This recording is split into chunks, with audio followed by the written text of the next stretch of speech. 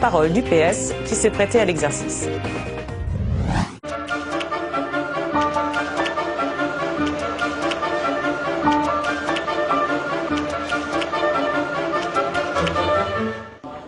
Bonjour à tous et bienvenue sur Public Sénat. À suivre ce matin sur notre antenne la suite de l'examen du projet de loi portant engagement national pour l'environnement. La semaine dernière, les sénateurs ont achevé l'examen du titre 1 sur la question des bâtiments et de l'urbanisme. Depuis hier, ils examinent un chapitre tout aussi important de ce texte. Il s'agit de la question des transports, car je vous rappelle qu'un des objectifs du Grenelle 2 est de prendre des mesures en faveur des transports collectifs urbains mais aussi périurbains. Tout de suite donc direction l'hémicycle. Bonne matinée à tous sur Public Sénat. L'ordre du jour appelle la suite de la discussion du projet de loi portant engagement national pour l'environnement. Nous sommes parvenus au titre 2. Titre 2, transport. À l'article 16, nous avons des demandes de parole de Madame Mireille Schurch, Monsieur Michel Teston, Monsieur Roland Ries. Madame Mireille Schurch, vous avez la parole pour le groupe CRC-SPG.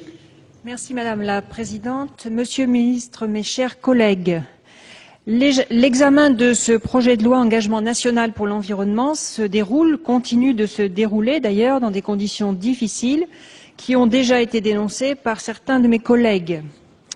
Je souhaite donc pour ma part apporter mon appréciation générale sur ce volet transport de ce projet de loi. Certaines dispositions, telles la possibilité offerte à un syndicat mixte compétent en matière de transport public d'adhérer à un syndicat mixte SRU et la modulation des péages, nous semblent positives. Le travail en commission nous a d'ailleurs permis d'exprimer notre point de vue et d'introduire quelques-uns de nos amendements.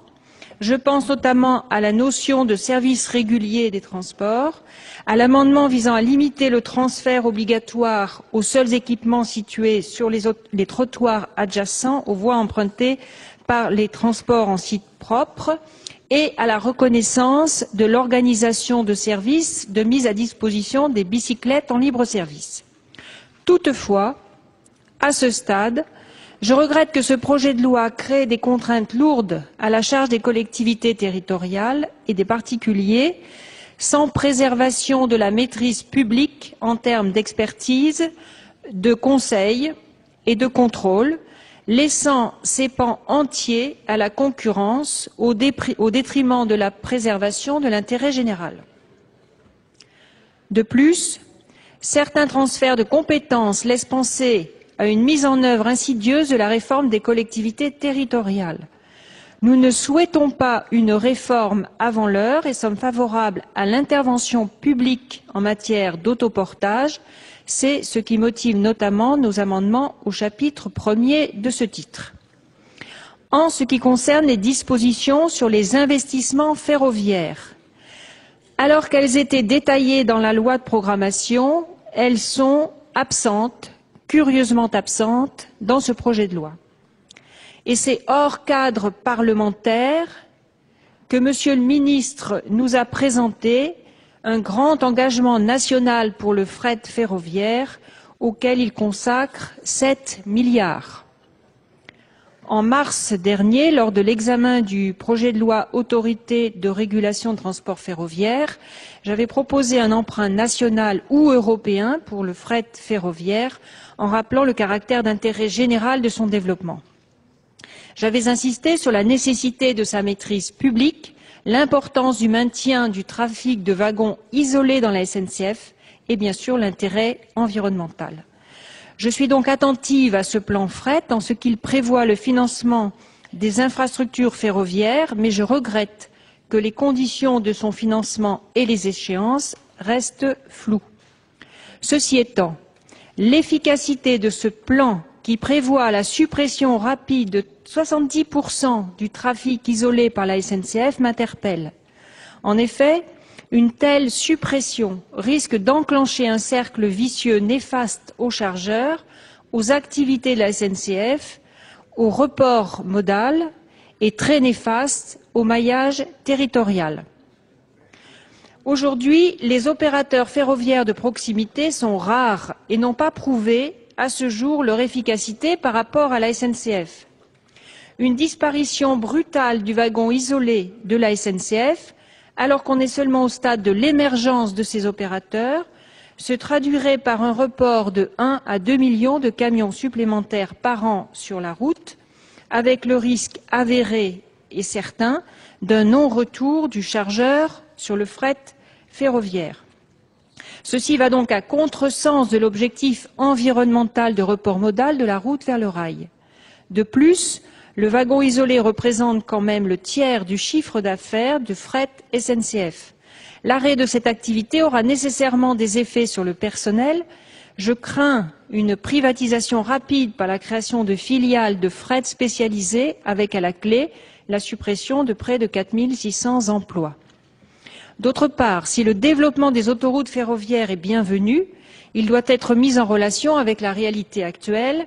13 000 poids lourds passent, par exemple, quotidiennement sur l'autoroute A1, alors que sur l'autoroute ferroviaire Perpignan-Béthencourt, seules 80 remorques sont transportées.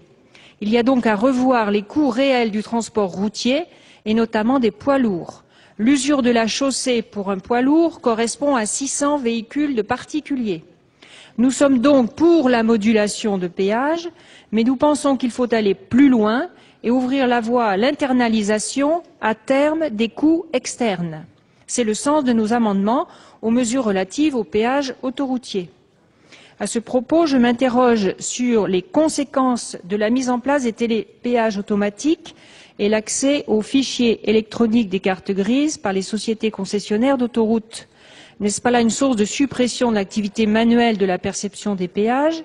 Le gouvernement a-t-il prévu des concessions, tel que cela s'est fait dans le cadre de la privatisation des concessions d'autoroutes, que les entreprises s'engagent à ce que l'automatisation se fasse au gré des départs naturels, donc sans mutation ni licenciement? Monsieur le ministre, monsieur le rapporteur, chers collègues, sur ce titre, au groupe CRCSPG, nous serons très soucieux d'une part des garanties accordées aux salariés dans les domaines ferroviaires et du télépéage manuel, d'autre part sur la prise en compte du coût réel du transport routier, sans lequel la révolution verte reste une illusion d'optique, profitable pour quelques-uns et coûteuse pour la majorité. Notre vote sera donc lié aux garanties qu'apportera le gouvernement sur ces questions. Je vous remercie. Merci Madame la sénatrice. Permettez-moi, mes chers collègues, de vous rappeler que les interventions, les prises de parole sur l'article sont limitées à 5 minutes.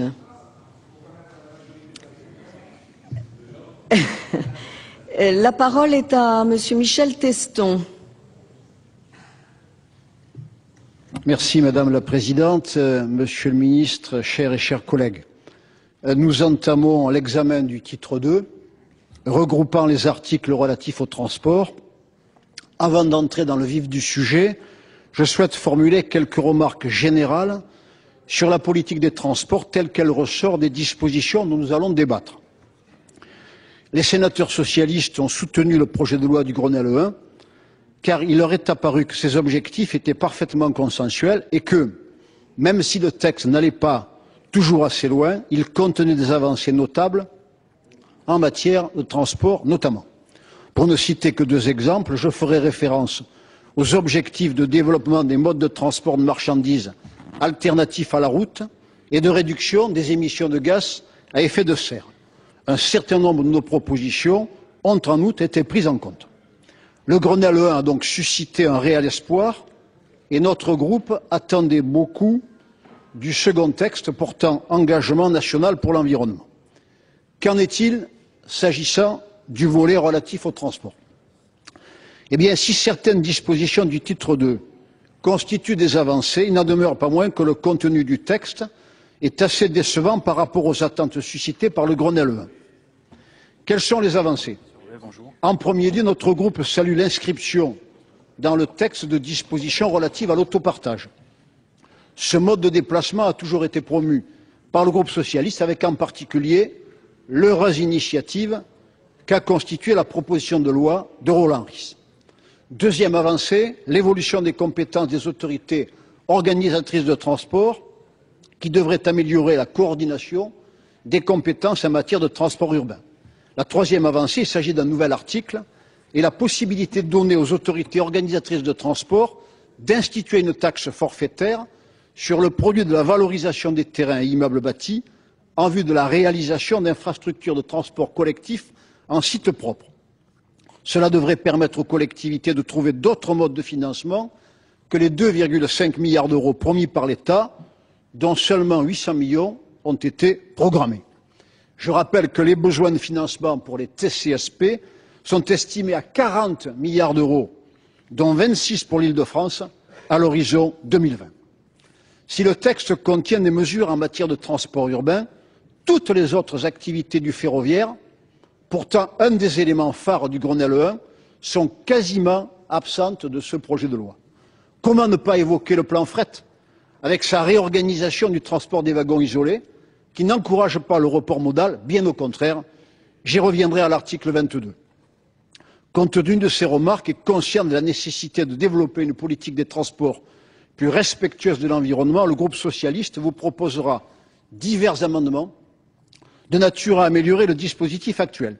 Il s'agira principalement de préciser les activités de transport qui pourront être prises en charge par les autorités organisatrices, d'apporter des améliorations au dispositif d'autopartage ou encore de permettre aux collectivités territoriales financièrement très engagées d'actionner des leviers financiers supplémentaires afin de faire face à leurs charges. Concernant les péages, notre groupe défendra plusieurs amendements de nature à améliorer sensiblement le dispositif actuellement proposé par le projet de loi. Nous proposerons également un dispositif particulier visant à assujettir les concessionnaires d'infrastructures ferroviaires au versement de l'ATP ou d'une autre taxe qui lui serait substituée. À ce stade, les sénateurs du groupe socialiste et rattaché considèrent que le texte n'est pas à la hauteur des enjeux. Il manque d'ambition dans un domaine, les transports, pourtant très sensible en matière de protection de l'environnement. Nous souhaitons donc améliorer ce texte. Tel est l'objet de nos amendements. Je vois que Monsieur l'ancien Premier ministre m'approuve. Merci, Monsieur le Sénateur. La parole est à Monsieur Roland Ries, au nom du groupe socialiste. Merci, Madame la Présidente, Monsieur le Ministre, mes chers collègues. L'article 16 propose de clarifier les compétences des collectivités en aménagement et transport et urbanisme dans un souci d'amélioration de la planification et de la gestion de tous les modes de transport. Il prévoit ainsi d'améliorer la coordination entre les compétences transport urbain, voirie et stationnement sur les territoires des EPCI dotés de plans de déplacement urbain, conformément à ce qui avait été préconisé par le comité opérationnel sur les transports urbains et périurbains. Si l'article tend à un objectif louable, les dispositions proposées sont pourtant très loin de satisfaire ces ambitions. L'article 16.1 propose de modifier le Code général des collectivités territoriales. Dans les intercommunalités compétentes en matière de voirie et concernées par un PDU, la réglementation du stationnement serait encadrée. Le maire aurait la faculté de l'interdire, de le limiter à certaines catégories de véhicules ou de le rendre payant et ou limité dans le temps. L'objectif ici est, je suppose, de faciliter la circulation des véhicules de transport collectif ou l'accès des usagers aux services. Cependant, disons-le, cette disposition ne semble pas réellement changer l'existant. Tout d'abord, à l'exception de quelques communautés urbaines et anciens districts, rares sont les intercommunalités qui disposent de la compétence voirie en totalité. En outre, rien n'impose au maire d'adopter une réglementation conforme aux souhaits exprimés par la OTU. Enfin, et c'est probablement le plus important, la question de la gestion du stationnement ne concerne pas seulement les abords des lignes supportant la circulation de véhicules assurant un service de transport urbain. Les objectifs d'une maîtrise intégrée du stationnement au niveau de l'agglomération sont de deux ordres. Il faut pouvoir gérer les flux, lutter contre les voitures ventouses en centre-ville et inciter au stationnement en périphérie grâce à des parkings relais, par exemple, et surtout sanctionner efficacement les contrevenants. Nous y reviendrons. Il ne peut être réduit à quelques décisions de police du stationnement sur les grands axes de circulation. Depuis des années, les spécialistes s'accordent sur la nécessité de décentraliser intégralement le pouvoir de sanction du stationnement et de transférer la compétence au niveau intercommunal, de sorte que la personne publique responsable des déplacements soit aussi responsable de la politique du stationnement sur voirie et en ouvrage. C'est le sens de la notion d'autorité organisatrice des déplacements ou plus globalement de la mobilité durable. Attardons-nous maintenant, mes chers collègues, sur les articles 16.2 et 16.3 qui proposent deux mesures touchant les communautés de communes et les communautés d'agglomération. La première concerne les voies et trottoirs supportant la circulation d'un transport collectif en site propre. Elles seront déclarées automatiquement d'intérêt communautaire. Si certaines intercommunalités, au moment de leur création, ont choisi cette règle, déclaration d'intérêt communautaire automatique des voies de transport ou encore des voies situées dans les AC déclarées d'intérêt communautaire, il est important de rappeler que la définition de l'intérêt communautaire emporte la définition d'un transfert de charges et de compensation en échange du transfert de l'entretien de la voie. Les équilibres politiques de nombreuses communautés pourraient être dérangés par une telle mesure. L'intérêt communautaire était jusque-là une variable d'ajustement politique, librement décidée par les communes formant l'intercommunalité. Défini à la majorité qualifiée, il détermine le degré d'intégration du groupement. En conséquence, il détermine aussi le coefficient d'intégration fiscale qui intervient dans le calcul de la DGF. À plusieurs égards, cette mesure aura des incidences sur les équilibres financiers des groupements. La seconde mesure vise, elle, à intégrer aux compétences optionnelles des communautés de communes et d'agglomération l'organisation d'un service de mise à disposition de vélos en libre service. Outre le fait que la traduction législative du concept pose question, le fait d'en faire une compétence optionnelle, sans aucun rapport avec la détention de la compétence transport-déplacement, entre en contradiction avec la notion d'autorité organisatrice des déplacements. Pour conforter la logique d'intégration de la compétence transport-déplacement dans les zones urbaines, il est d'ailleurs difficile de ne pas envisager de modifier la définition du contenu de la compétence transport urbain contenue dans la LOTI. De même, le choix de la création d'une compétence, vélo en libre service, autopartage, stationnement, ne peut-elle se faire sans réflexion sur le niveau d'exercice de la future compétence. Définir une compétence est une chose, encore faut-il prévoir à quel niveau cette compétence sera exercée, et c'est le message que je tenais à exprimer ici d'emblée. Je vous remercie, mes chers collègues, de votre attention. Merci, Monsieur le Sénateur. Nous abordons donc les amendements. L'amendement 681, présenté par le président Abou. Madame la Présidente, Monsieur le Ministre, mes chers collègues, lorsque la communauté de communes est compétente en matière de création ou aménagement et entretien de voiries communautaires, notre amendement souhaite rappeler qu'il appartient aux communes membres de déterminer à la majorité qualifiée l'intérêt communautaire des voies et de leurs dépendances, et cette règle, bien sûr, s'applique également et à l'inverse en cas de modification ou de retrait de tout ou partie de la compétence. Tel est le but recherché. Avis de la Commission. Monsieur le rapporteur. Madame la Présidente, chers collègues, la Commission avait émis un avis défavorable sur l'amendement initial, le 681 rectifié, car la notion de portion de trottoir adjacent avait été supprimée, alors qu'elle permet de répondre au cas par cas aux spécificités locales. Le nouvel amendement dont nous discutons aujourd'hui rétablit cette notion. Par ailleurs, la Commission n'a pas examiné ce nouvel amendement, mais il me paraît, à titre personnel, convenable, car il a l'avantage de ne pas créer de nouvelles règles en matière de déclaration d'intérêt communautaire. En effet, je rappelle que dans les communautés de communes, contrairement aux communautés d'agglomération et urbaines, cette déclaration est le monopole des conseils municipaux statuant à la majorité qualifiée.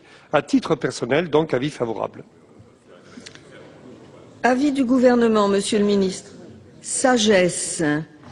Pas de demande de parole. Je soumets donc aux voix le 681 rectifié quinquies, qui est pour. Alors attends, 1, 2, 3, 4, 5, 6, 7, 8, 9, 10. Qui est contre? 4, 5, 6, 7, 8, Il est adopté. Nous avons 3 amendements en discussion commune. Le 346 rectifié bis. C'est Monsieur Revet qui le présente.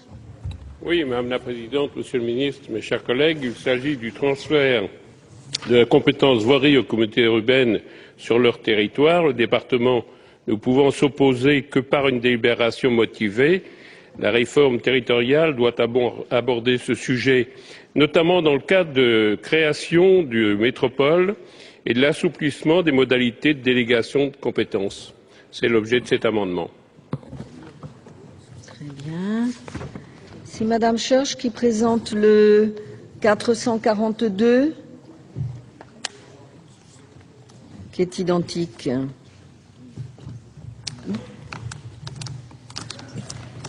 Oui, Madame la Présidente, la Commission a adopté à l'article 7 des amendements qui prévoient le transfert de la gestion des voiries départementales aux communautés urbaines ou d'agglomération.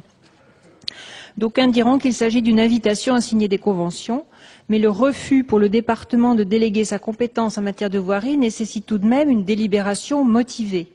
Ce transfert implique aussi la mise à disposition des services départementaux en charge de la voirie, par voie de conséquence, un dessaisissement du département. Les amendements du rapporteur tendent alors à redéfinir les compétences entre les communautés d'agglomération ou urbaines et le département.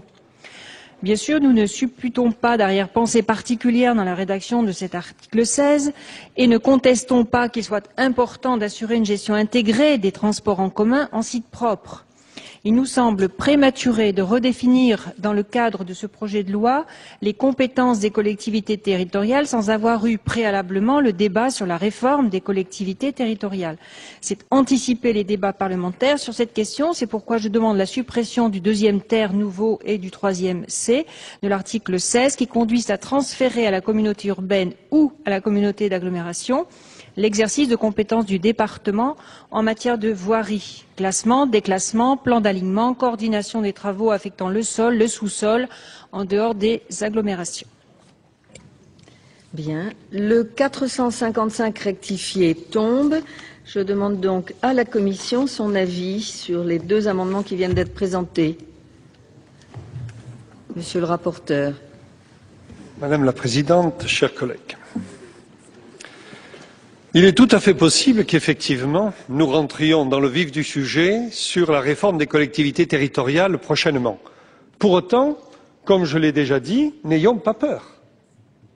Il s'agit de transports collectifs, il s'agit de transports en commun dans lequel il s'agit de conventions que nous passons volontairement entre les départements et une communauté urbaine, par exemple, pour améliorer les transports collectifs. Si d'aventure, demain matin, le rapport du gouvernement, le projet de loi de modification, de réforme territoriale modifie les choses, très bien. Eh bien, on modifiera. Mais au moins, de grâce, faisons en sorte que ces transports en commun fonctionnent et donnons-nous les moyens de notre politique. Bien. Avis du gouvernement. La Commission a donné un avis favorable. Mais... Également. Pas de demande de parole. Je mets aux voix d'abord. Oui. Alors, nous avons une demande de scrutin public de la Commission. Donc, nous allons... Il va être procédé au scrutin public dans les conditions fixées par l'article 56 du règlement. Ceux qui souhaitent voter pour remettront au secrétaire un bulletin blanc. Ceux qui souhaitent voter contre remettront un bulletin bleu. Ceux qui souhaitent s'abstenir remettront un bulletin rouge. Le scrutin sera ouvert dans quelques instants.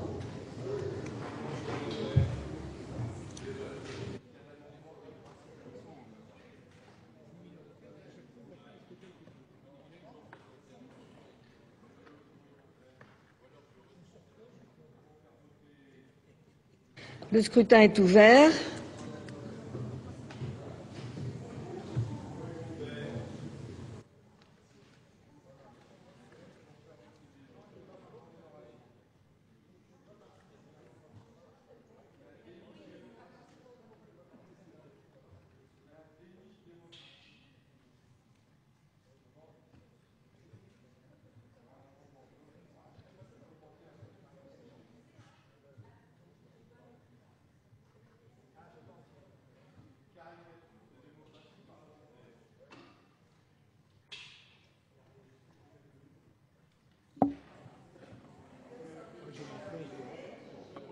Le scrutin est clos. J'invite mesdames et messieurs les secrétaires à procéder au dépouillement du scrutin.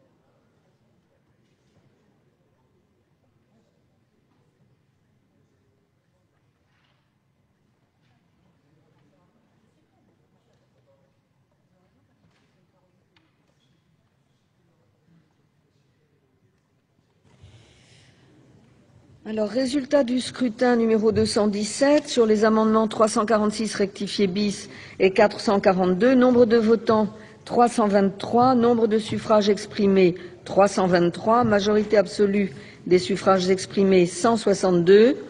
Pour l'adoption 137. Contre 186. Le Sénat n'a pas adopté. 3 amendements en discussion commune. Le 347 rectifié bis tombe. Ah non, pardon, Monsieur Revet. Pardonnez-moi. Vous avez la parole.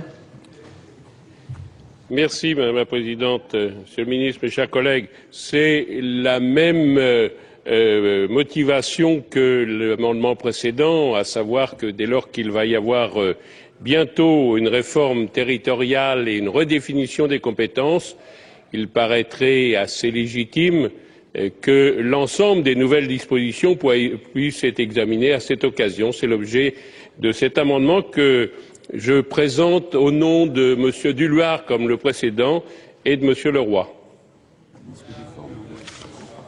Comment ? Le 443 est présenté par Madame Scheuch. Écoutez, c'est le même pratiquement que le précédent, donc c'est dans la même logique. En attendant la réforme, nous aurions souhaité supprimer le petit c du troisièmement pour ne pas anticiper sur justement cette fameuse réforme des collectivités territoriales et savoir qui organisera réellement les transports. Bien. Avis de la Commission. Madame le Président, chers collègues, les mêmes causes produisent les mêmes effets. C'est ce que notre honorable collègue Revet avait constaté effectivement. Je crois qu'il faut aller de l'avant dans un domaine où l'ensemble de nos concitoyens attendent qu'on prenne des positions claires et qu'on n'attende pas de reculer, de retarder. Je pense donc qu'il faut un avis défavorable. Même avis, Monsieur le Ministre, je suppose. Est-ce que je peux... Vous le maintenez? Il est retiré. Voilà. Retiré. Maintenu sur le 443. Est-ce que je peux déduire du vote précédent qu'il est le même? Je pense. Même vote, donc il n'est pas adopté. Le 456 est tombé. Après l'article 16, amendement numéro 474, Monsieur Roland Ris.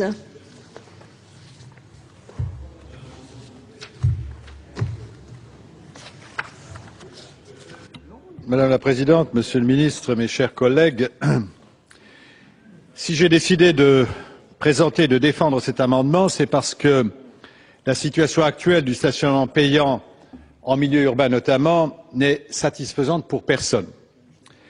Le rapport de synthèse publié en 2005, établi par l'Inspection générale des finances, des services judiciaires, de l'administration et du Conseil général des ponts et chaussées, est sur ce point sans appel.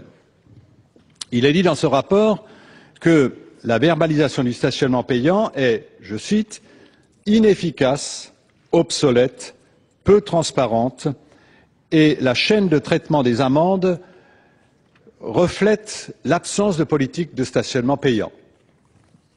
Fin de citation. On peut y lire plus loin que plusieurs raisons pourraient conduire l'État à se désengager de ce dossier. Incapacité jusqu'à ce jour à construire une véritable politique et à coordonner les acteurs, incapacité et complexité du système, équilibre financier incertain, je cite toujours le rapport. Il est vrai qu'en la matière, et pour reprendre une fois de plus les conclusions de ce rapport, je cite encore, l'insertion du stationnement payant dans une politique publique de déplacement urbain est un objectif prioritaire. Elle conditionne la maîtrise et le partage de la voirie et constitue un levier essentiel de l'aménagement urbain. Il y a d'ailleurs à ce sujet un rapport qui a été fait il y a une dizaine d'années par deux chercheurs, l'un français, Jean-Marie Guidez, et l'autre suisse, Vincent Kaufmann, qui démontre le caractère stratégique de l'offre de stationnement pour le choix modal. Selon qu'on a de l'offre de stationnement en nombre suffisant et pas trop cher, on incite les gens à prendre ou à ne pas prendre leur voiture. C'était démontré très très clairement dans ce rapport auquel je vous renvoie. Ce rapport, je reviens ici à celui dont je parlais tout à l'heure, estime que, compte tenu de l'inscription du stationnement payant dans les politiques de déplacement et de maîtrise de la voirie, les collectivités territoriales sont mieux placées que l'État pour conduire dans un cadre territorialisé les évolutions nécessaires, le recentrage de l'État sur ses fonctions essentiellement devant le conduire à abandonner la compétence de stationnement payant. Tel est le sens, mes chers collègues, de l'amendement que je soumets à l'appréciation de notre Assemblée aujourd'hui. Cet amendement reprend presque à l'identique celui qu'avait proposé Christian Philippe à l'Assemblée nationale en 2005. Les années passent, mais les problèmes restent. Il a pour objectif d'améliorer le traitement des infractions mises en œuvre en cas de manquement par les automobilistes aux obligations liées au stationnement payant sur voirie et de renforcer la maîtrise des collectivités locales sur le dispositif général du stationnement payant pour en faire un instrument au service de la politique de déplacement. Le projet d'amendement présenté vise à étendre au stationnement payant sur voirie, qui relève aujourd'hui du régime des contraventions pénales de la première classe, un mécanisme de transaction comparable à celui qui existe pour les infractions commises en matière de transport public à la SNCF, à la RATP ou dans les transports urbains. Le dispositif proposé offrira aux contrevenants, à l'obligation d'acquitter la redevance de stationnement, la possibilité de régler par la voie d'une transaction une redevance forfaitaire auprès de l'autorité compétente. En pratique, les dispositions prévues par l'amendement remplaceront l'amende forfaitaire actuelle de 11 € de nature pénale par une redevance forfaitaire fixée par les autorités organisatrices locales. Le paiement de la redevance forfaitaire ainsi que son tarif seront donc établis pour les emplacements de stationnement payants par le maire, le conseil municipal ou l'organe délibérant de l'établissement public de coopération intercommunale ou du syndicat mixte compétent pour l'organisation des transports urbains. Le dispositif a en effet vocation à s'appliquer quel que soit le fondement juridique qui a présidé à l'instauration du stationnement payant, qu'il soit issu du pouvoir de police du maire ou d'une compétence de gestion domaniale. Cet amendement, vous l'aurez donc compris, tend à vouloir corriger les dysfonctionnements constatés en matière de stationnement payant et permettre ainsi de donner aux collectivités territoriales les moyens de mettre en œuvre une politique de déplacement urbain et de maîtrise de la voirie. Ce faisant, et pour conclure, mes chers collègues, l'amendement que je défends est conforme aux engagements qu'avait pris Nicolas Sarkozy dans un courrier qu'il avait adressé à mon prédécesseur du Gard, Michel Destaut. Nicolas Sarkozy avait en effet écrit, je cite, « vouloir donner au maire ou au président d'agglomération qui le demande l'instrument d'une politique volontariste des déplacements urbains, les pleines compétences sur le stationnement, ce qui suppose de dépénaliser les infractions de stationnement sur voirie. Je souhaite que Monsieur le Président de la République s'exprime, que cette décentralisation se fasse à la carte pour que chaque collectivité soit libre de choisir soit une nouvelle procédure décentralisée, soit la procédure administrée par l'État. Laisse les choses ouvertes. Dans la procédure décentralisée, la collectivité sera libre de moduler tous les tarifs, elle sera responsable du contrôle et du recouvrement et, bien entendu, recevra le produit des redevances et amendes.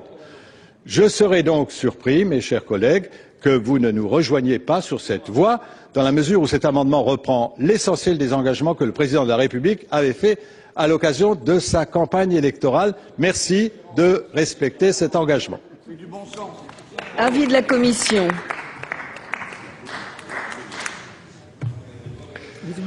Notre collègue Roland Ries a d'excellentes références. Le Président de la République, c'est certain. Et donc, votre commission, il s'agit d'un amendement très intéressant qui aborde, le ministre confirme, qui aborde la question de la réforme du stationnement payant, non par la voie de la dépénalisation, mais par la voie de la transaction, étape intermédiaire entre le paiement à l'horodateur et l'amende. À titre personnel, je pense que cet amendement ne va pas assez loin, car il conserve le caractère pénal en cas d'infraction. Mais la rédaction proposée est intéressante et pourra utilement alimenter la réflexion du groupe de travail commun en commission de l'économie, des finances et des lois sur la réforme de la politique du stationnement. Donc, je vais demander soit le retrait, soit j'émettrai un avis défavorable. Pour autant, chers collègues, quand on lit effectivement ce rapport de l'inspection générale des finances, des services judiciaires, de l'administration et du Conseil général des ponts et chaussées, eh bien, il y a de quoi effectivement se dire qu'il est temps de travailler sur ce dossier. Que dit ce rapport de 2005? Il dit que le taux de paiement spontané est de l'ordre de 35% en moyenne en France et beaucoup plus faible à Paris où il atteindrait simplement le taux de 10% de paiement spontané. Ce rapport dit que le produit global des redevances de stationnement n'est pas connu. Aucune centralisation n'est faite. Ce rapport dit le montant global recouvré au titre des amendes n'est pas connu, car il ne fait pas l'objet d'un suivi spécifique. Et il termine par une conclusion. Une évolution profonde et globale du système est donc indispensable. C'est pourquoi je souhaite, Monsieur le Ministre, en votre présence, vous demander d'examiner avec attention, je dirais, ce dossier. Merci, Monsieur le rapporteur. Avis du gouvernement. Merci Madame la Présidente, Monsieur le Président, Monsieur le rapporteur, Mesdames et Messieurs les sénateurs. L'amendement déposé par Roland Ries est un amendement que nous comprenons parfaitement. Il est le président du Gard. Le rapporteur et moi-même en avons été vice-présidents, donc nous connaissons bien cette demande des collectivités. Et j'avais moi-même en d'autres temps confié à Christian Philippe, alors député du Rhône, un rapport dont c'était, Roland Ries s'en souvient, et Louis Nègre également, une des conclusions. Ce que je crois, c'est qu'il est encore un peu tôt pour voter ça pour deux raisons. Un, parce qu'on n'a pas réglé tout le problème de la pénalisation, et nous avons actuellement un travail qui est engagé avec le ministère de l'Intérieur et le ministère de la Justice pour régler ce point. Deux, je le vois en tant que président d'un département, c'est une ressource par la péréquation non négligeable pour nos petites collectivités, donc il faut qu'on règle ce problème de ressources et de péréquation pour les petites collectivités. Je pense que le rapporteur est tout à fait décidé à s'engager sur ce sujet. Le gouvernement est prêt à travailler avec lui. On n'en est pas loin, mais Monsieur Ries, pas aujourd'hui. Nous ne sommes pas encore prêts techniquement. C'est une réforme qui, j'en suis certaine, se fera parce qu'elle est d'ailleurs très consensuelle dans notre pays. Donc, pour les mêmes raisons que le rapporteur, sans émettre de jugement négatif sur le fond, mais en opportunité, j'émets un avis défavorable. Et je serais heureux que vous puissiez éventuellement retirer cet amendement, mais qu'en tant que président du GART, nous continuions d'y travailler ensemble. Je pense que nous sommes pas loin de trouver une solution intelligente. Monsieur Ries, quelle est votre décision? Madame la Présidente, Monsieur le Ministre, vous êtes peut-être pas prêt, c'est peut-être pas le moment, mais ça fait 10 ans que ça dure. Ça fait 10 ans que ça dure, et les gouvernements successifs ont opposé des commissions, des réflexions complémentaires, c'est pas le moment, etc. C'est pourtant quelque chose de simple. Le système ne fonctionne pas aujourd'hui. Louis Nègre, le rapporteur, le rappelait tout à l'heure, 10% du produit des amendes est effectivement perçu. 10%. Et encore des amendes à 11 € qui sont absolument pas dissuasives. Donc moi je pense que, et je m'exprime en mon nom personnel, mais c'est vrai que l'ensemble des autorités organisatrices de droite et de gauche, je dois le dire ici, sont unanimes là-dessus. Il faut vraiment qu'on avance là-dessus. Donc je maintiens cet amendement parce que il me paraît nécessaire de le maintenir et que chacun prenne ses responsabilités. Monsieur le ministre Fourcade. Merci Madame la Présidente. Moi, je comprends Monsieur Ries et je comprends son amendement puisque au Comité des finances locales, on a évoqué ce problème à maintes reprises. Ceci dit, il y a deux difficultés. La première, c'est que personne ne sait exactement s'il y a un écart entre les sommes effectivement collectées par l'État au titre des amendes et les sommes reversées aux collectivités locales. On calcule chaque année une valeur de points et personne n'a encore vérifié, et la mission d'inspection ne l'a pas fait, s'il y avait adéquation entre les deux. S'il n'y a pas adéquation, il est clair que l'article 40 est applicable puisque ça prive l'État d'un certain nombre de recettes. Deuxièmement, il est évident que dans ce système-là, alors qu'aujourd'hui les amendes sont recouvrées par le service public des comptables publics, dans le système que vous proposez, les amendes seront recouvrées par chaque collectivité. Et il faudra donc créer à l'intérieur des communautés urbaines, des communautés d'agglomération ou des communautés de communes ou des communes, un service de recouvrement avec tous les problèmes. Et ce qui gêne dans cette affaire, c'est le maintien de la dualité entre le recouvrement par la collectivité territoriale et le caractère pénal de celui qui ne veut pas, la pénalité applicable à celui qui ne veut pas payer. C'est pourquoi j'ai entendu avec beaucoup d'intérêt la position nous a présentée Monsieur le ministre Bussereau. Je voudrais, avec Monsieur Ries, dire qu'il faut maintenant se dépêcher. Je ne crois pas qu'on puisse voter aujourd'hui ce texte et par conséquent le groupe UMP ne le votera pas. Mais, Monsieur le ministre, je crois qu'on ne peut pas laisser ouvert ce chantier. Il faut régler le problème de l'adéquation entre le recouvrement et la distribution. Il faut régler le problème de la pénalité qui peut subsister. Et je crois que le gouvernement serait bienvenu de nous faire une proposition assez rapidement. Mais dans l'hypothèse actuelle, nous suivrons le gouvernement. Nous ne voterons pas cet amendement. Bien. Pas d'autres demandes d'explication. Je mets aux voix le 474 qui est pour, qui est contre, Il n'est pas adopté.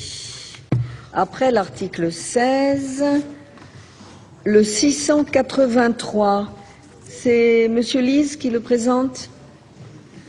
Merci Madame la Présidente, Monsieur le Ministre, chers collègues. À la Martinique, la situation du transport interurbain de personnes demeure particulièrement préoccupante.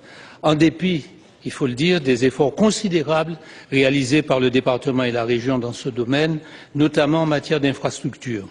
On se heurte en effet à une difficulté majeure pour organiser un service répondant aux attentes des usagers et aux impératifs d'un développement durable et solidaire. L'existence sur un territoire de 1100 km² de 16 autorités organisatrices, la région, le département, 2 communautés d'agglomération regroupant 24 communes sur 34, un syndicat mixte en charge d'un TCSP et 11 communes ayant créé un PTU.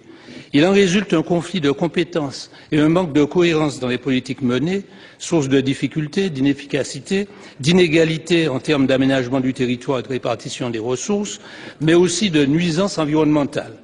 Le territoire de la Martinique est en fait à l'échelle d'une grande agglomération de l'Hexagone, comme celle de Saint-Étienne par exemple, ou d'une communauté urbaine comme celle de Lyon ou de Toulouse, et devrait donc constituer un périmètre unique de transport.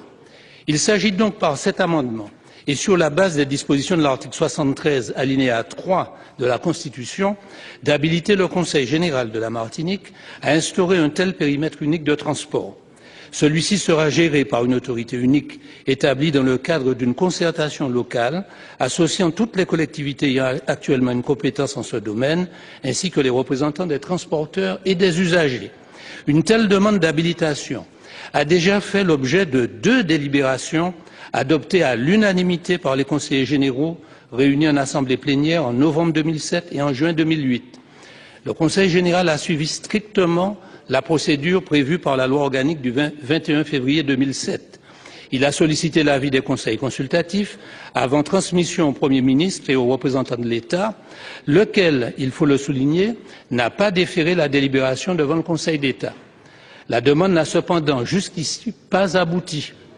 Pour souligner l'importance de l'enjeu pour la Martinique et en accord avec le Conseil général, le Conseil régional a entrepris une demande d'habilitation similaire, également restée lettre morte. À différentes reprises, les 2 exécutifs ont attiré l'attention du gouvernement sur cette situation, mais n'ont jamais pu obtenir d'explications claires et précises. L'ancien secrétaire d'État à l'Outre-mer, Yves Gégaud, s'est contenté de lancer au cours d'une audition sénatoriale publique, les demandes ne sont pas légales. Quant à vous, Monsieur le secrétaire d'État, vous avez exprimé sur le sujet une position que j'ai trouvée assez déconcertante. Dans un courrier du 23 janvier de cette année, vous m'indiquez en effet que grâce à un amendement voté dans le cadre du Grenelle 1, l'État peut désormais, le terme désormais a toute son importance, l'État peut désormais prendre des dispositions spécifiques en faveur des transports collectifs d'outre-mer, comme si vous vouliez ignorer l'existence de l'article 73 de la Constitution, article sur lequel se fonde pourtant l'amendement cité, sans d'ailleurs que celui-ci apporte quoi que ce soit de plus que ce qui est prévu par la Constitution. C'est un amendement de complaisance en réalité. L'article 73 de la Constitution, faut-il le rappeler, autorise des adaptations aux situations particulières des DOM et depuis la réforme de 2003 permet aux départements et régions d'outre-mer d'obtenir du Parlement des habilitations à procéder à de telles adaptations. L'occasion nous est donc donnée aujourd'hui sur un sujet important et sur lequel les élus martiniquais sont unanimes, je le précise, de mesurer l'intérêt réel des dispositions figurant au 3e alinéa de l'article 73 de la Constitution. Merci. Ensuite, je demande d'abord l'avis de la Commission. Vous aurez la parole tout à l'heure, mon cher collègue. Madame la Présidente, Monsieur le Ministre, chers collègues, cet amendement, Monsieur Lise, ne m'a pas laissé indifférent. Avant de s'attarder sur le fond de l'amendement, un point de droit constitutionnel. Si je comprends bien, le secrétariat d'État a exercé, pour ainsi dire, son droit de veto en refusant de faire paraître au journal officiel la délibération du Conseil général de Martinique de 2007.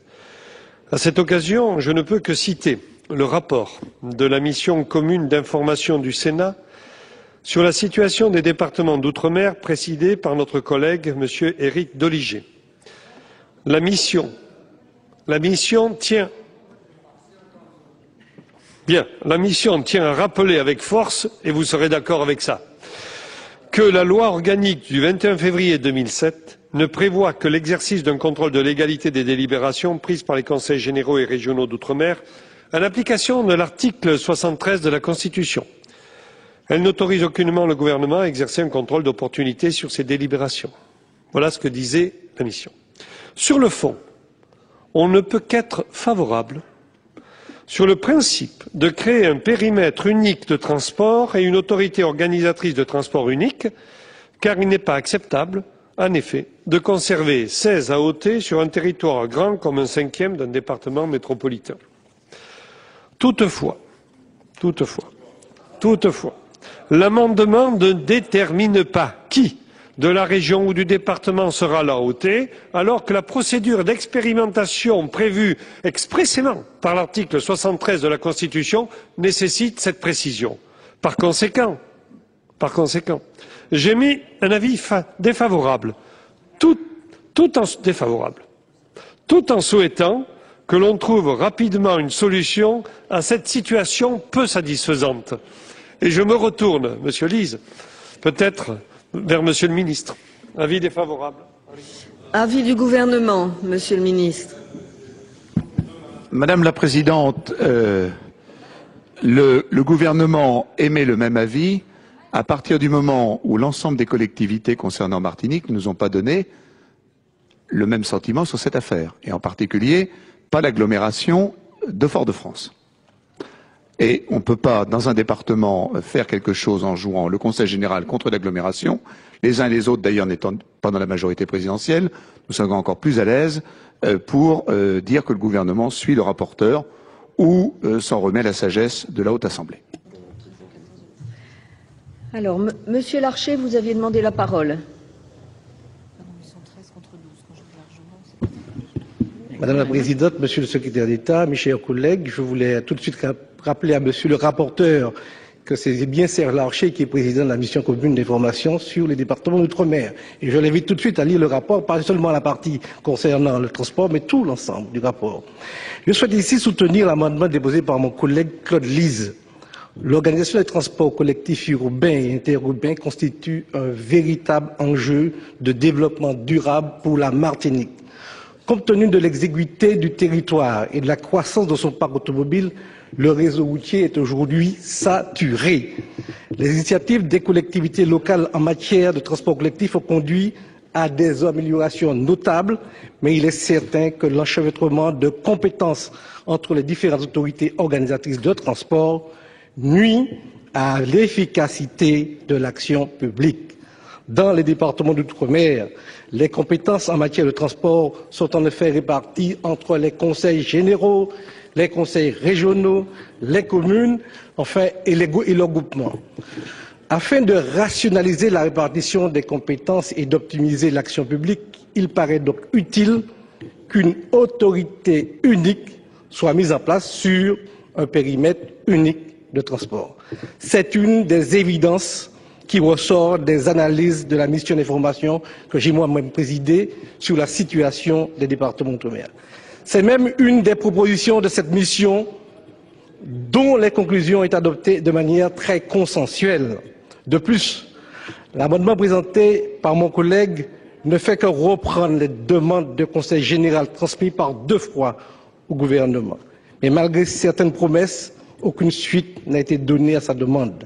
Cette faculté réclamée par les collectivités de la Martinique de pouvoir adapter le droit à leur situation spécifique, comme le permet la Constitution dans son article 73, vient d'être accordée au département de la Guyane dans le cadre de la loi du 27 mai 2009 pour le développement économique des départements d'outre-mer. Il est donc difficile de comprendre aujourd'hui qu'il existe un tel blocage sur cette question des transports, d'autant que la solution proposée aujourd'hui fait l'objet d'un très large consensus. Je veux bien qu'on me pose la non-réponse de d'agglomération de Fort-de-France, mais ici, il y a une volonté qui est partagée par l'ensemble de la population martiniquaise d'arriver à ce transport unique, cette autorité unique, ce périmètre unique. Nous sommes bloqués, il s'agit d'une petite île et c'est une mesure de sauvegarde de l'intérêt des Martiniquais. Sinon, mes chers amis, c'est ainsi que nous n'étant pas entendus qu'on arrive à des extrémités comme qu'on a connu au début de l'année. Je demande à Monsieur le secrétaire d'État de reprendre cette proposition afin de la faire aboutir au plus vite parce que nous sommes aujourd'hui asphyxiés à la Martinique. Monsieur le ministre. Madame la Présidente, vous connaissez bien l'outre-mer, vous avez été présidente de la commission des lois de l'Assemblée nationale, nous y sommes rendus à plusieurs reprises ensemble. Nous sommes tous favorables à aider l'outre-mer à son développement. Et nous sommes très favorables à ce qu'il y ait une véritable politique des transports outre-mer, avec des moyens, des transports collectifs dignes de ce nom. Je vais la semaine prochaine à La Réunion, où il y a un projet de tram-train qui est porté par l'ensemble des collectivités, de manière unanime. Vous comprendrez quand même, messieurs les sénateurs, que dans un département où il n'y a pas accord sur ce sujet entre l'agglomération de Fort-de-France et le département, ce n'est pas au gouvernement de trancher, ce n'est pas dans l'esprit de l'article 73. Donc débrouillez-vous et après on fera ce que vous souhaitez collectivement. Monsieur Larcher, vous avez demandé la parole, je vous la donne. Ministre, est-ce qu'il y a un refus explicite qui a été formulé par écrit par la ville de Fort-de-France? Non, non, par conséquent, on ne sait pas. Monsieur Guillaume a demandé la parole. Madame la Présidente, Monsieur le Ministre, mes chers collègues, le ministre d'État, lors de la discussion générale d'ouverture, avait indiqué que l'enjeu du Grenelle de l'environnement numéro 2 était un enjeu planétaire et qu'il fallait non seulement qu'il y ait des intentions, mais qu'il y ait des actes. Et c'est l'objet de ce Grenelle 2 ici même, c'est que nous indiquions, nous, des actes nouveaux dans le cadre de ce texte de loi afin de montrer à nos concitoyens, de montrer aux associations, de montrer à tous ceux qui s'intéressent de près que le Sénat, aujourd'hui en débat, a la volonté d'aller plus loin. À plusieurs reprises, on nous dit mais c'est une bonne idée, mais demain, après, nous ne sommes pas prêts. Je pense que, deuxième point de mon intervention, là encore, ce n'est pas après, mais c'est maintenant qu'il faut des actes. Je ne vous rappellerai pas les fameuses interventions de Clémenceau, quand on veut noyer le poisson, quand on veut tuer un sujet, on crée une commission. Enfin, si vous me le permettez, il y a dans cet hémicycle 3 représentants de l'outre-mer. 2 se sont exprimés en leurs qualités et fonctions, en leurs responsabilités. Et je pense qu'il est de notre devoir à nous, sénateurs de France, au même titre que nos collègues de Martinique, de suivre l'avis éclairé de 2 de nos collègues qui ont des responsabilités éminentes, l'un au niveau territorial, l'autre comme président de la commission, de l'inscrire dans le Grenelle, et nous verrons bien comment les choses avancent. Tout à l'heure, l'intervention de nos collègues Lise et Larcher était très claire. Il s'est quand même passé des choses en Outre-mer et dans leur département et dans leur région il y a quelques mois. Et les fameux états généraux, quand nous annoncent, il faut bien qu'ils débouchent sur quelque chose. Alors là, lorsque les élus du territoire, les élus de ce département, ont une idée globale, commune, mais on ne demande jamais un référendum, on ne demande jamais, lorsqu'un sujet se passe dans un département métropolitain, si toutes les communes, tous les villages, tous les hameaux, toutes les communautés de communes et d'agglos sont d'accord. Là, il y a une volonté unanime d'aller de l'avant. Moi, je demande vraiment à nos collègues de la Haute Assemblée de suivre nos collègues sénateurs d'outre-mer et d'afficher clairement la volonté qu'il y a. Ça serait un acte fort en direction de l'outre-mer, ça serait un acte fort dans le cadre de ce titre, parce que nous voulons faire en sorte que la circulation se passe le mieux possible. Je crois vraiment que dans le cadre de l'actualité et de ce qui s'est passé, la sagesse de cette Assemblée serait de suivre nos collègues. Merci. Monsieur le ministre. Madame la Présidente, je ne veux pas retarder le débat. Je rappelle que la position du gouvernement est la sagesse et que j'observerai avec beaucoup d'attention le vote du groupe socialiste à l'Assemblée qui suivra le vote de M. Letchimy, mais ce sera dans un autre moment. Monsieur Lise, et puis nous passons au vote. Madame la Présidente, je crois que le problème est là.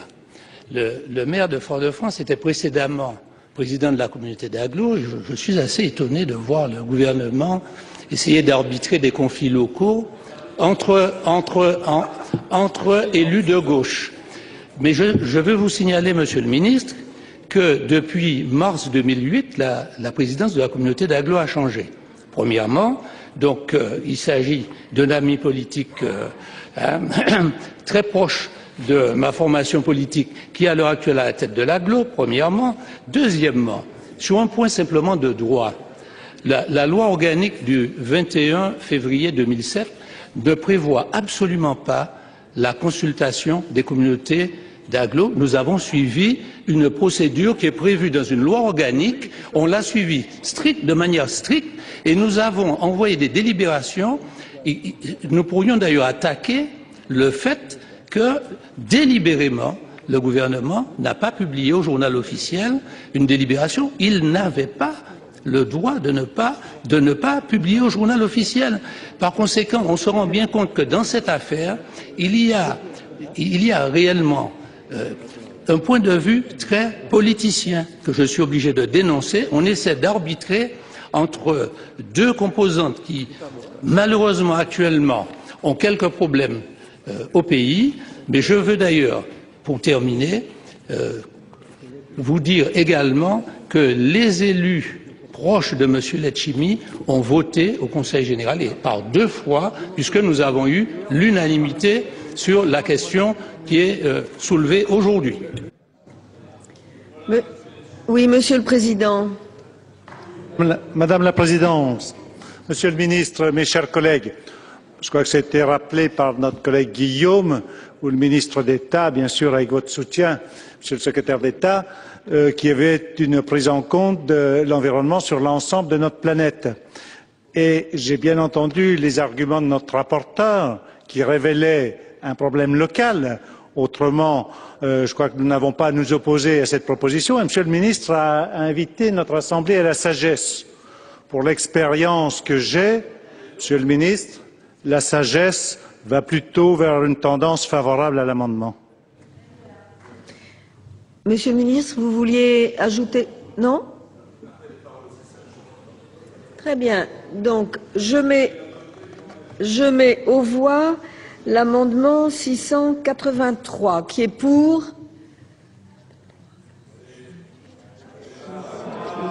10, 11, 12, 13, 14, 15, 16, 17, 18, 19, 20... Ben, c'est formidable. Qui est contre? Pas d'abstention. Il est adopté. L'appel à la solidarité a marché. Le 684, présenté par Monsieur Lise. Retiré, Madame la Présidente, puisque c'était une autre procédure que nous utilisions pour le même objet. Retiré. Retiré.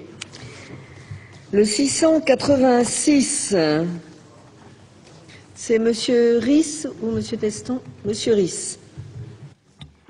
Oui, Madame la Présidente, Monsieur le Ministre, mes chers collègues, il s'agit effectivement d'un amendement qui vise à intégrer le covoiturage, l'autopartage et les systèmes de mise à disposition de bicyclettes en libre service dans les compétences des autorités organisatrices. Donc d'élargir au fond la compétence telle qu'elle est définie dans la LOTI à ces nouvelles offres de déplacement qui sont apparues, notamment pour ce qui concerne le vélo en libre service récemment.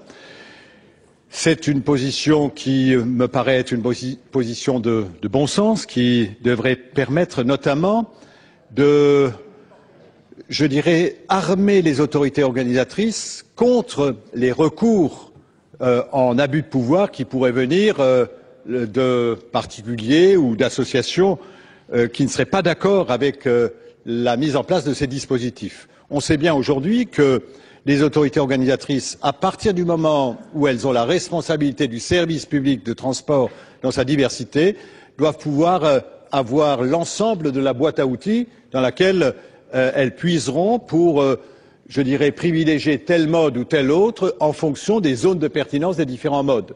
Le vélo a sa zone de pertinence, qui n'est pas la zone de pertinence de la voiture privative, qui n'est pas la zone de pertinence de l'autopartage, qui n'est pas la zone de pertinence et le moment de pertinence du covoiturage. Bref, c'est donner aux autorités organisatrices la pleine maîtrise de l'offre de déplacement sur leur territoire. C'est le sens de cet amendement qui me paraît être un amendement de bon sens. Très bien. Avis de la Commission, Monsieur le rapporteur. Madame la Présidente, Monsieur le Ministre, chers collègues, en soi, l'intention des auteurs de l'amendement est tout à fait louable. Le problème est que l'article de rattachement, l'article 7 de la LOTI n'est pas adapté, car il vise, cet article 7, les transports réguliers de personnes d'une part et les services de transport à la demande d'autre part. Or, le covoiturage n'appartient pas à proprement parler à l'une de ces deux catégories, car il s'agit d'une initiative privée organisée par les particuliers. Quant à l'autopartage, l'article 19 du projet de loi l'inscrit déjà dans la LOTI. J'ajouterai enfin que ces préoccupations ont été entendues lors de l'examen de l'article 12 du Grenelle I. En conséquence, pour la Commission, avis défavorable. Avis du gouvernement sur le 686.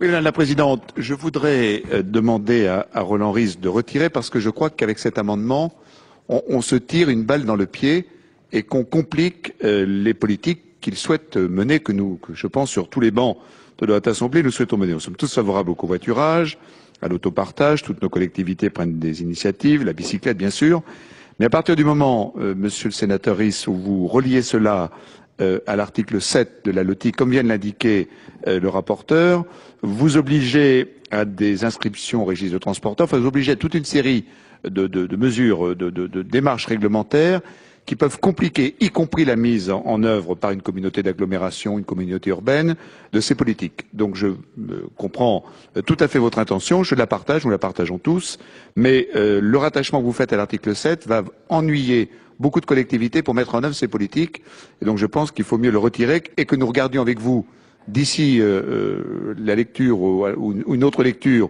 à l'Assemblée, comment nous pourrions bien relier votre demande.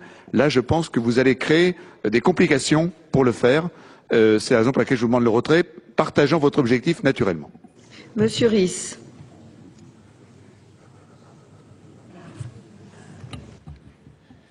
Monsieur le ministre, mes chers collègues, s'il s'agit d'une difficulté, je dirais, juridique, je suis prêt à retirer cet amendement, mais j'insiste sur le fait que il me paraît souhaitable que les autorités organisatrices locales aient la maîtrise de l'ensemble de l'offre de déplacement et qu'elles puissent privilégier telle offre ou telle autre offre en fonction des situations locales et en fonction de ce que j'appelais tout à l'heure les zones de pertinence. Alors, je veux bien qu'il puisse y avoir peut-être une difficulté, mais je souhaiterais, Monsieur le Ministre, que très clairement on aille dans le sens de ce que nous appelons au GART la création d'un champ plus large de compétences pour les autorités organisatrices. Les autorités organisatrices de développement durable, c'est la formule que nous utilisons. Bien, alors si vous prenez un engagement, je retire cet amendement. L'amendement 686 est retiré. Nous abordons l'article 17 avec une demande de parole de Monsieur Roland Ries. Vous avez la parole, Monsieur le Sénateur.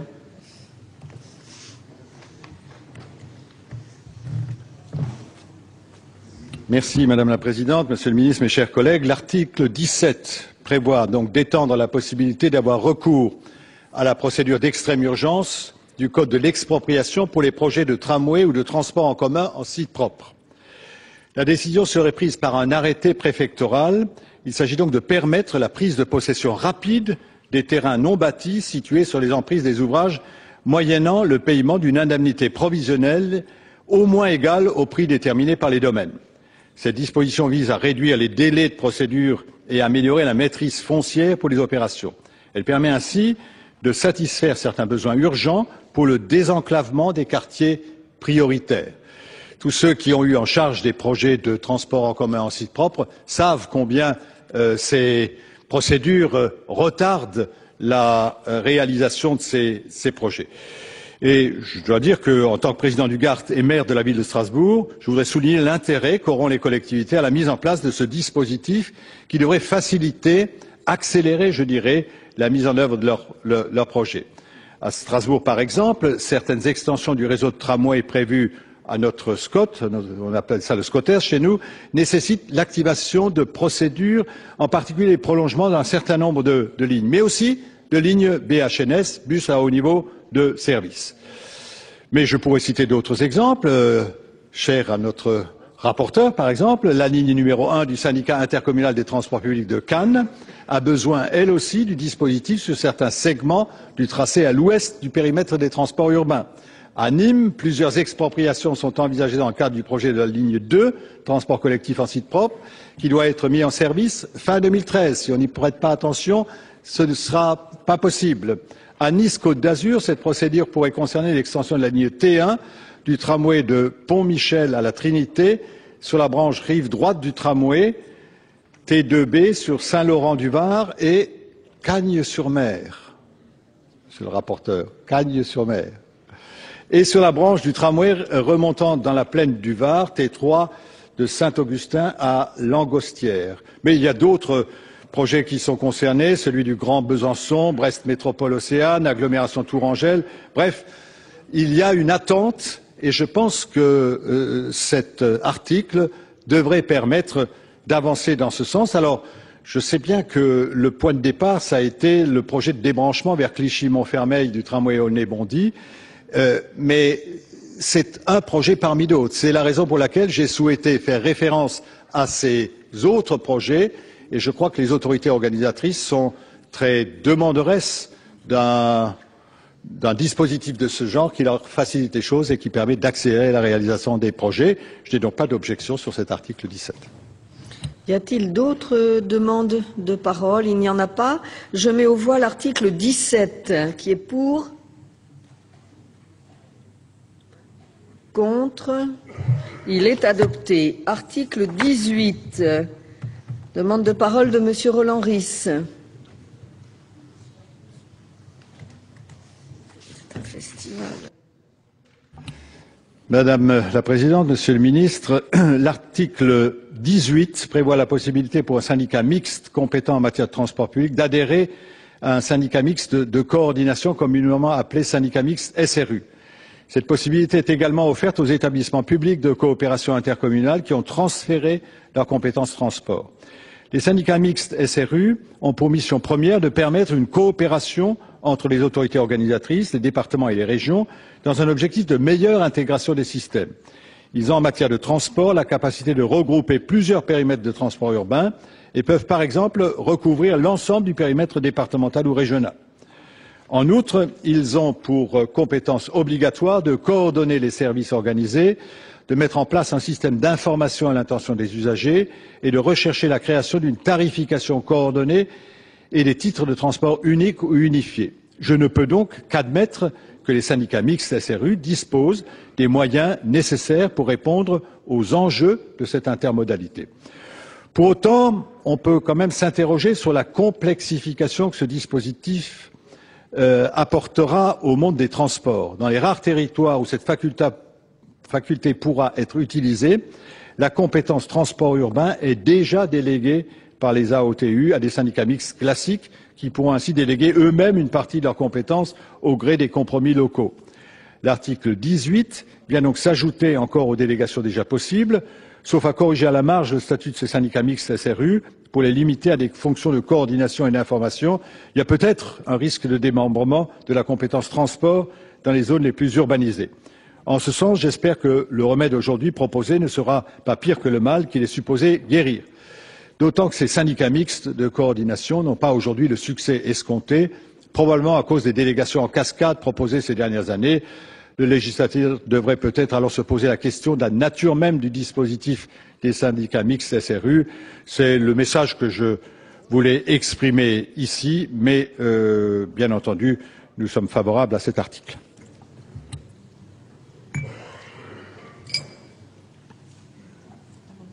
Le 354 est présenté par Monsieur Raoul.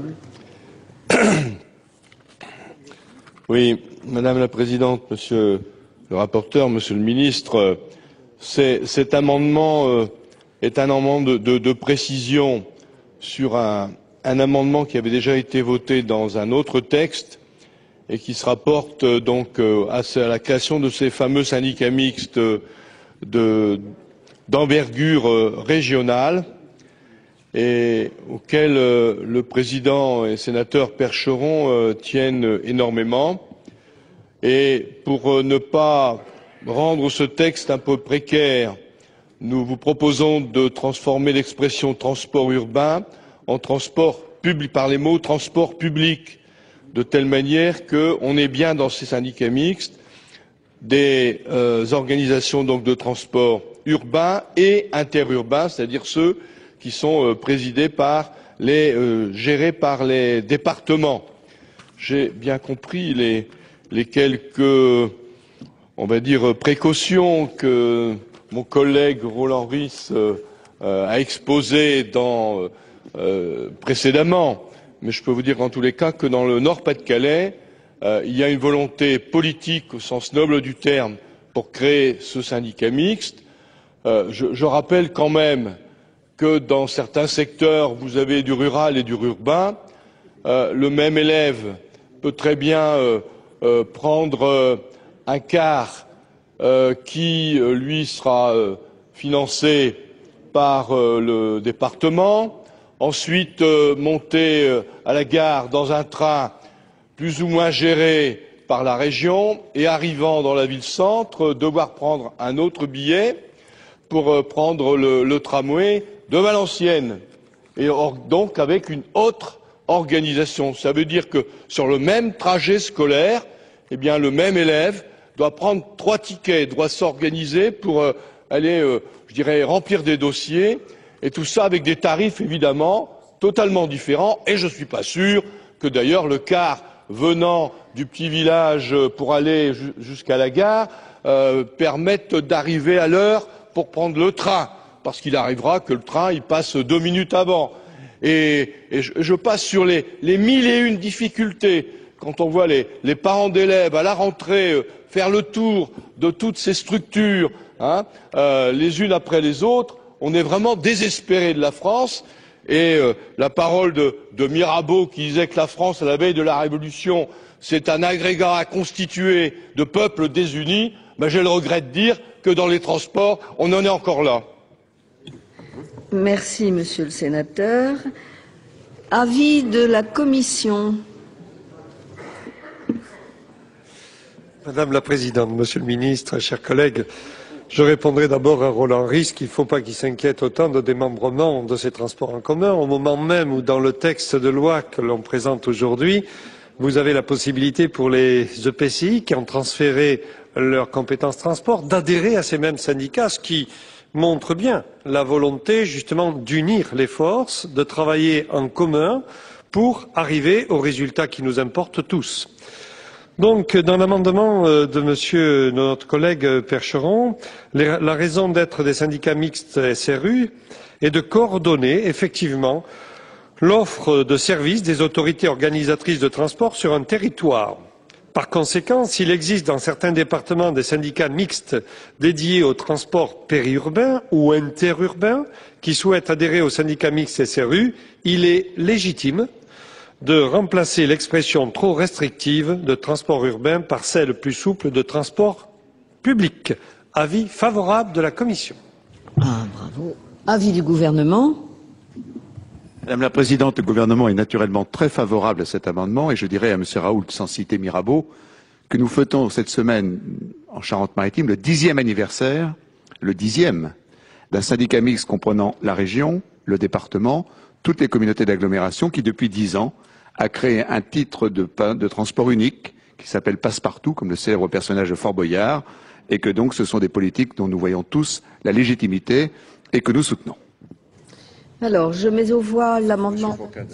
Pardonnez-moi, Monsieur le Ministre, Monsieur Fourcade. Merci, Madame la Présidente. Je voudrais poser une question au Ministre. Moi, je comprends très bien l'objet de l'amendement qui consiste à éviter des ruptures dès qu'on sort du domaine urbain. Mais lorsqu'une communauté d'agglomération ou une commune importante passe en contrat avec une entreprise privée pour faire du transport à l'intérieur, il ne faudrait pas que la nouvelle appellation de transport public soit une gêne pour qu'elle puisse faire l'opération. À Boulogne-Billancourt, un de mes prédécesseurs a eu la sagesse de créer un système de transport intracommunal. J'ai fait un appel d'offres et j'ai eu et la RATP d'un côté et une entreprise privée de l'autre. Il ne faudrait pas que le fait de dire transport public interdise à une collectivité de passer un accord avec une entreprise privée. Ce qui est public, c'est le caractère de l'autorité qui concède le service. Nous sommes bien d'accord? Bien. Donc nous voterons l'amendement. Très bien. Donc je mets aux voix le 354 qui est pour. Contre, non. Il est adopté. Je mets aux voix l'article 18 qui est pour. Article 18. Il est adopté. À l'article 19, Monsieur Ries pour le groupe socialiste.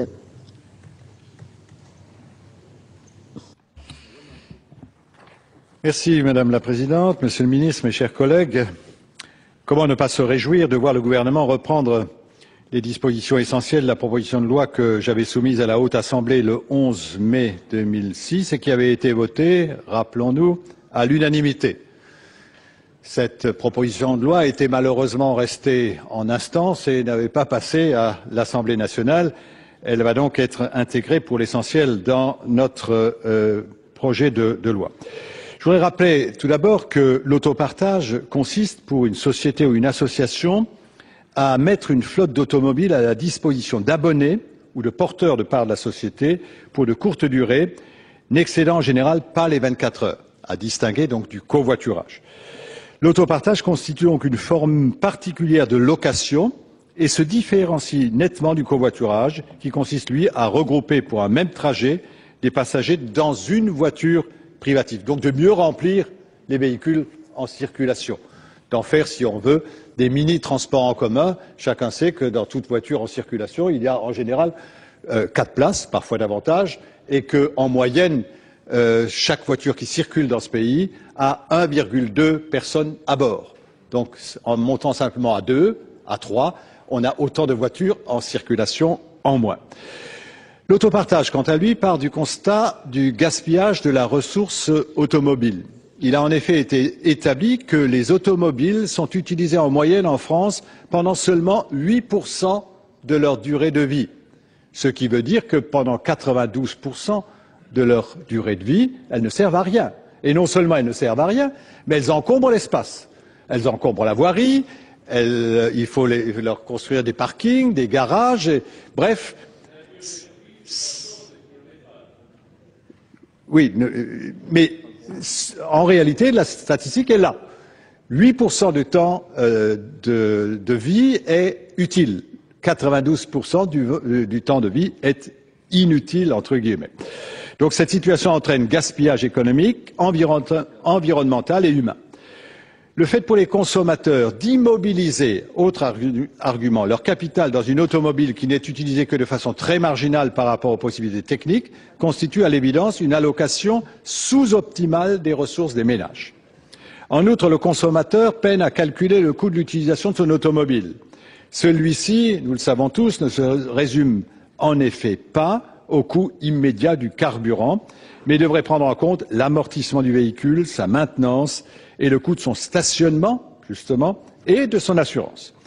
La sous-utilisation des automobiles conduit à multiplier le nombre de véhicules par rapport à ce que demanderait une utilisation optimale, ce qui consomme de façon inutile les matières premières nécessaires à leur construction. En outre, la multiplication du nombre de véhicules entraîne nécessairement une consommation accrue de carburant et une pollution plus importante.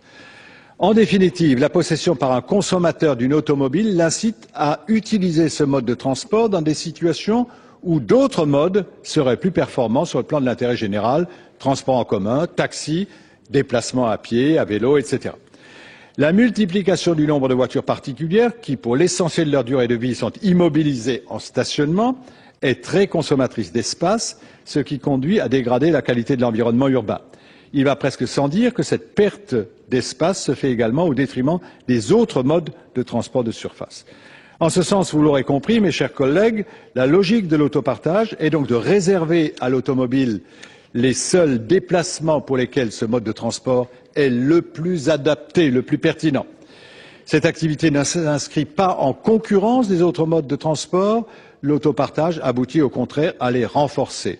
En effet, le développement de l'autopartage permet de limiter l'usage de l'automobile en propriété directe aux seuls trajets pour lesquels elle constitue le mode de transport le plus adéquat. Le recours aux autres modes de transport, transport en commun, taxi et circulation douce pour les trajets quotidiens et location de véhicules pour les déplacements s'étendant sur plus d'une journée, étant parallèlement accru. De ce fait, l'autopartage est porteur d'économies pour le consommateur et de gains multiples pour la collectivité. Sur le plan environnemental, il permet une réduction de la pollution automobile. Sur le plan des déplacements urbains, il contribue à une amélioration de la fluidité des circulations sur la voirie. Enfin, la réduction du nombre nécessaire d'automobiles permet une diminution de l'espace urbain consacré au stationnement et donc la reconquête d'une qualité urbaine que l'omniprésence automobile avait détériorée. Alors que les premières expériences françaises d'autopartage remontent aux années 70, notre pays a par la suite accumulé un retard important dans ce domaine, en comparaison tout du moins du développement important de cette activité dans de nombreux pays européens. Aujourd'hui, des expériences d'autopartage existent dans plusieurs grandes villes françaises, en particulier à Paris et Strasbourg, mais aussi dans d'autres villes. En reprenant l'essentiel, Cagnes-sur-Mer, je ne sais pas, en reprenant l'essentiel de ma proposition de loi, je constate avec satisfaction que le gouvernement entend remédier à cet ordre des choses peu satisfaisant et à faire rattraper à notre pays des pays comme les Pays-Bas, l'Allemagne et la Suisse, où l'autopartage est nettement plus développé que chez nous. J'aurai l'occasion tout à l'heure de proposer un amendement à cet article. Merci à vous. Alors, nous arrivons en effet à l'amendement numéro 55 rectifié. Qui le présente? Monsieur Ries. Je suis désolé de faire un one-man show, mais je ne voudrais pas lasser mes collègues. Et tout à l'heure, d'autres viendront. Alors, il s'agit d'un amendement qui devrait permettre de clarifier la question de l'attribution du label autopartage. Le label autopartage est très important parce qu'il permet de distinguer l'activité autopartage d'une activité de location classique.